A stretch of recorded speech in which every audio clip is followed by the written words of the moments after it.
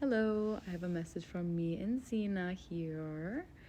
And very quickly, I'm going to go off on some confirmations. So, this is very much for a collective of people who is very much like a wild child, very black sheep, or just really intense, has a lot of depth of emotion, a very deep sensitivity, and also like a previously unregulated nervous system here. And some other signs and synchronicities for this to really resonate is like trains, whether you hear a train horn or being stopped at a crossroads, maybe living by a train as well, parks, nature. Is there a train coming? No fucking way. I just heard the train horn. Okay. Parks, nature, clouds, cloudy days, windy days, the number 11, 111, I don't know if I said that already, 888 and 444 are also really big. Mystical creatures, whether this is just an obsession with mystical creatures or seeing them. There's that train. It's also 123 on my timer.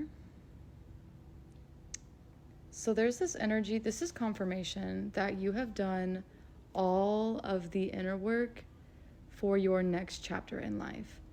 And this next chapter is just quite simply you loving yourself, loving life, being loved in return, and being taken care of and provided and nurtured. Because again, like I said, this is a wild child, so this is definitely not an easy energy to get into, but this is around the energy of surrender.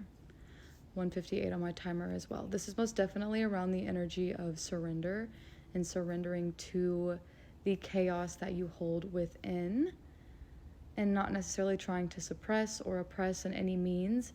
It's kind of understanding to therein for tame the beast that lives within, because it's like this energy, this kind of strong, intense energy that lives within you is actually a very beautiful part of you. And it was never about conquering it, but taming it to, and it's also giving me, so like this card right here specifically, like, do you see how she's almost like playing this flute and these foxes are just kind of hanging around? Like, that's what it is. You could be very sly in nature, or you could just be very quick-witted. Very shifty, almost like lurker energy, kind of like able to kind of do things behind the shadows. Also giving me homebody energy, like reclusive just a bit. Like I don't really fuck with everybody. Yeah, it's also giving like a little caution. Maybe you're a little paranoid at times too. But you've had to really work extremely hard. And I just saw 311. Like I said, 11. Ooh, these cards actually came out together are 33 and 11. So 333, 111, all seem to be very big. But yeah, you're entering into an abundant timeline. And this is just like confirmation for you that you have really learned to love the intensity within you in a way that allowed your heart and your energetic field to open up with grace. And I just saw 345. Yeah. It's like you found this inner peace, this inner stability.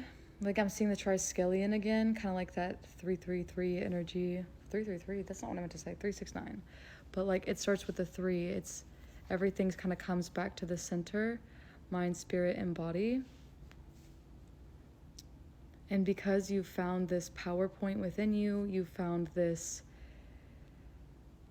way to channel the intensity inside of you in a way that reflects your nature and your true character, you are now entering a timeline of authenticity, which is also the timeline where you receive a shit ton of abundance.